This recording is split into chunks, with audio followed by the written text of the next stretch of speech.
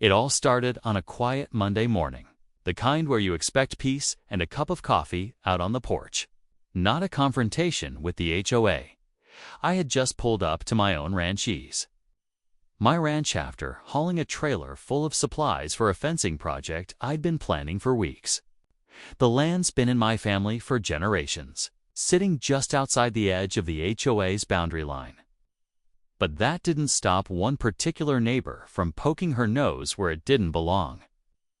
You might know the type, clipboard in hand, sunglasses pushed too far up her nose, and a voice that could curdle milk.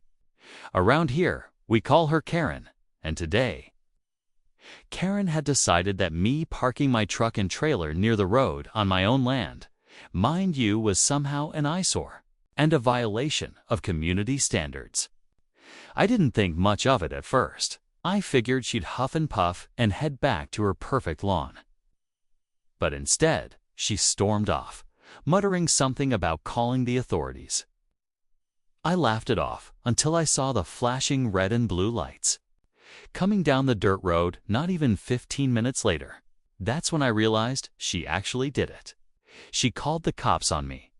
At my own ranch. Now here's the twist she never saw coming. The sheriff. That's my son, born and raised right here in this town. And if there's anyone who knows the boundaries of the land, the rules, and the history, it's him. Karen didn't just mess with a landowner, she picked a fight with the wrong family. But what happened next caught even me off guard. Because when my son stepped out of that patrol car, badge gleaming in the sun, things didn't exactly go how anyone expected.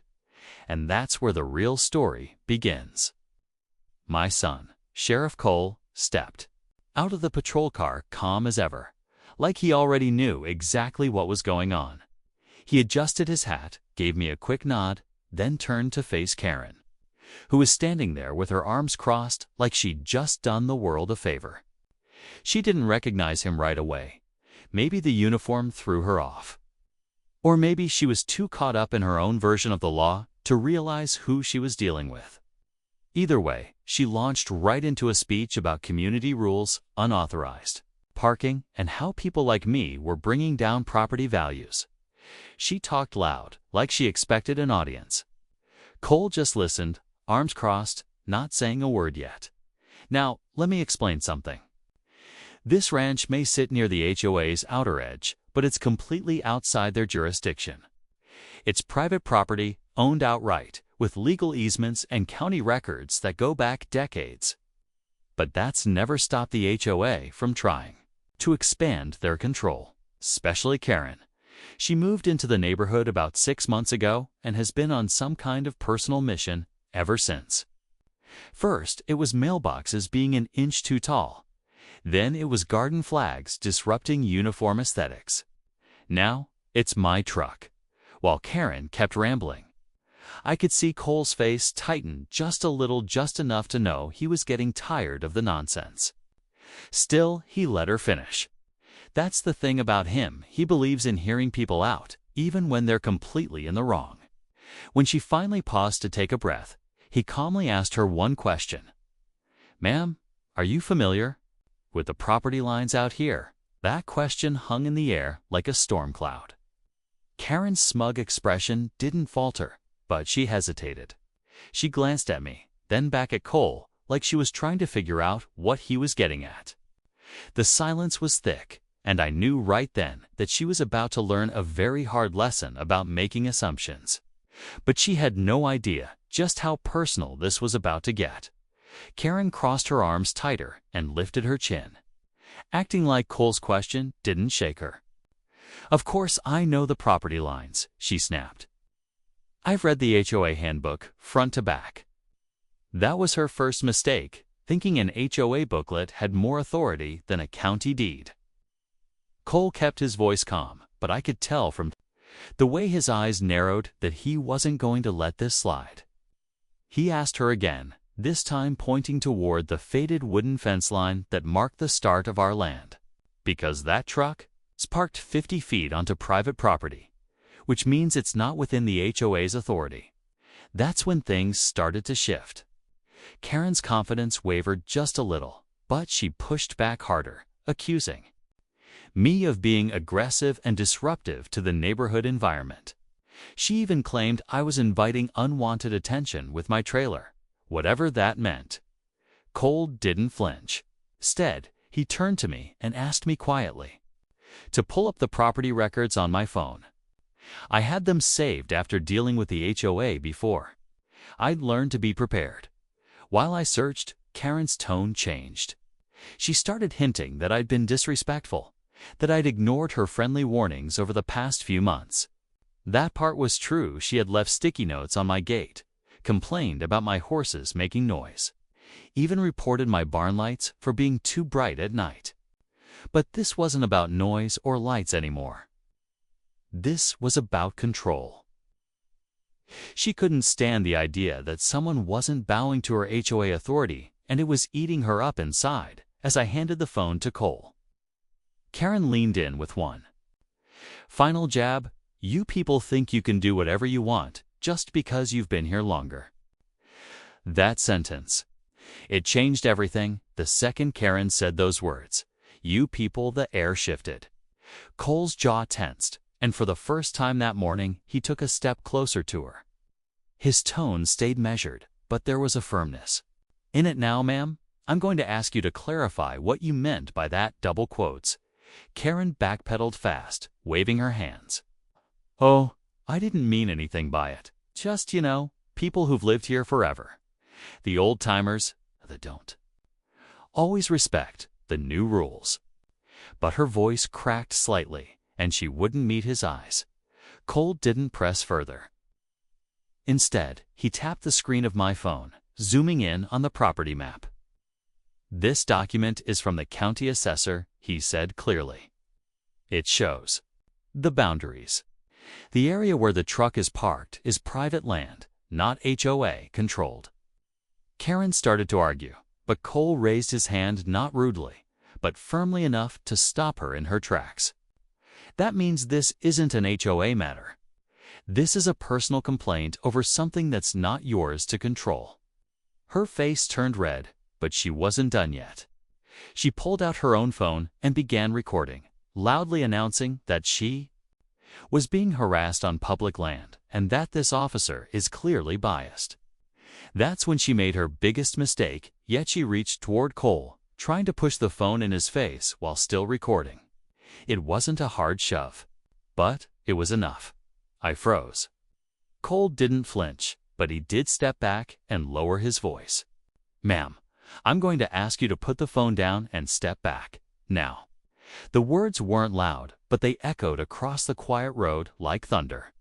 Karen blinked, suddenly realizing that this had spiraled far beyond anything she could control, and she still had no idea what was coming next.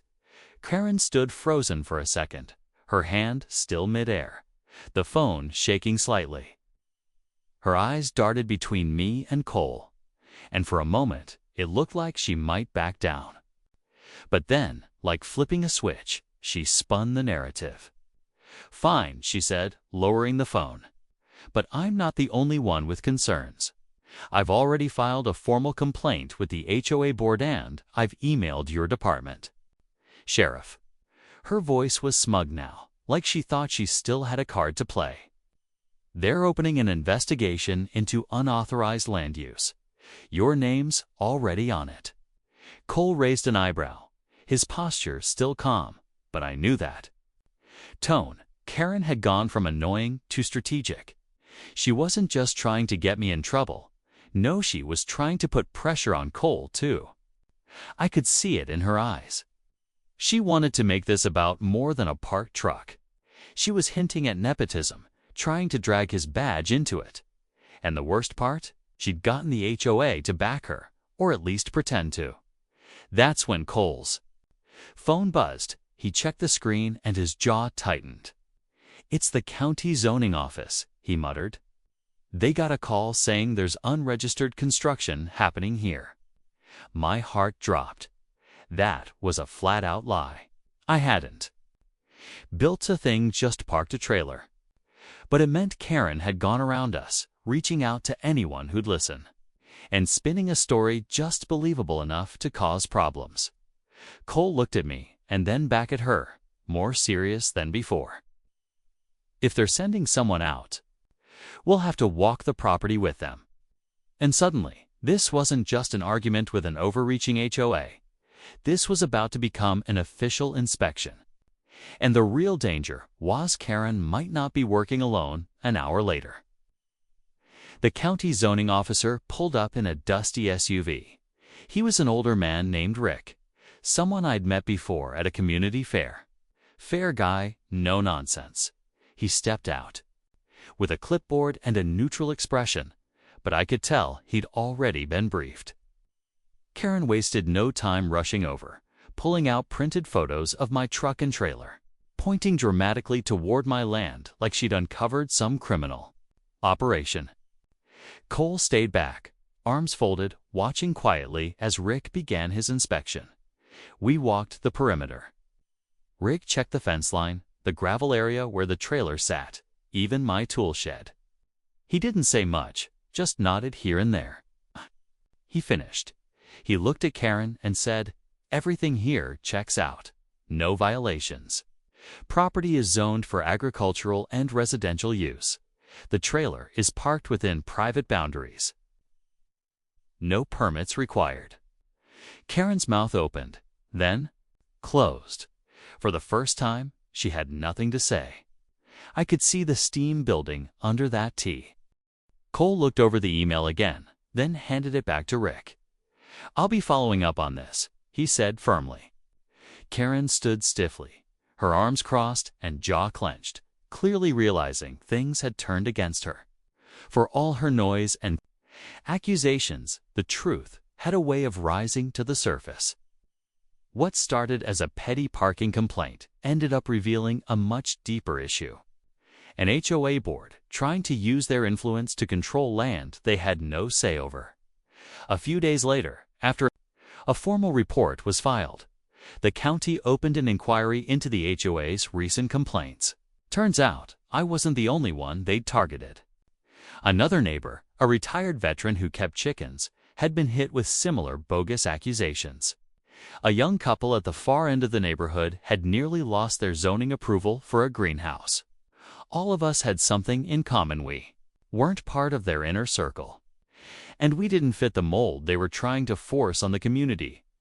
Karen resigned quietly from the board not long after, and the HOA was forced to revise its outreach process to ensure no one person could abuse their power again. As for Cole, he kept things professional, but I could tell he was proud to have stood firm when it counted. And me? I kept my trailer exactly where it was, added a second one for good measure, and even hosted a small barbecue for the neighbors. They'd tried to push out. We laughed, shared stories, and finally felt like a community again. The whole thing reminded me that sometimes standing your ground isn't just about one argument, it's about protecting your right to live freely and peacefully on your own land. HOA disputes, false complaints, and community tension are real issues, but so is the strength that comes from standing together. And in the end, it wasn't just about property lines or power, it was about people. Real people who weren't going to be pushed around anymore.